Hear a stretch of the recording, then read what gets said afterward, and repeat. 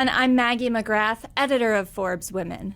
We are entering day 3 of the Democratic National Convention, and joining us from Chicago, where the convention is being held, is Congresswoman Sara Jacobs. She represents California's 51st District, and she's here to tell us all about what she's seeing on the DNC floor. Congresswoman, thank you so much for joining us. Of course, so happy to be with you. So I wanted to start by asking, everyone sees the TV coverage of the DNC, the big speeches, but you are on the ground. What is something you're observing that perhaps viewers at home, audiences everywhere aren't getting a taste of? What's the vibe? Everyone is super energized and super excited and feeling really good.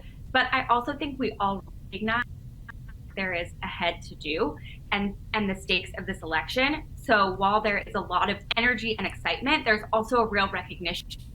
You know, Donald Trump would try and take away our abortion rights. He would try and further pack the Supreme Court. He would try and our lives and our bodies through Project 2025. And so we know that there's a lot of hard work ahead. Now, last night we saw a ceremonial roll call confirming Vice President Kamala Harris to be the Democratic Party's nominee for president. And Congresswoman, I'm wondering, as I was watching this, I was thinking about how unusual the past few weeks have been. And I was wondering, would we be seeing Vice President Harris as the nominee if we had gone through a more quote unquote normal process this year?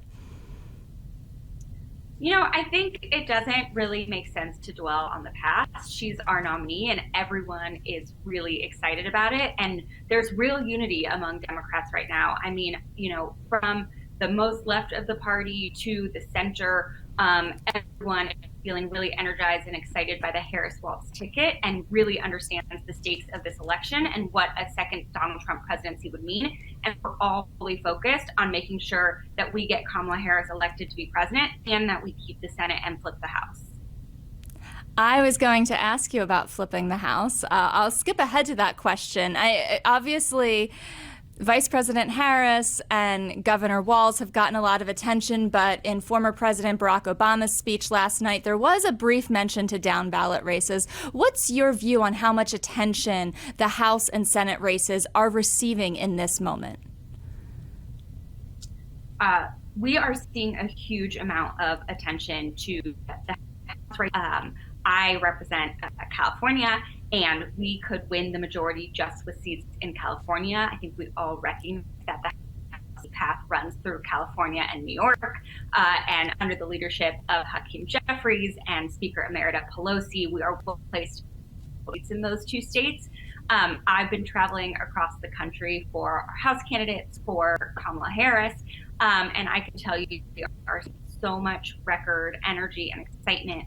And I particularly think having Kamala Harris at the top of the ticket will help us in California because people heard in California, she was our senator, she was our attorney general.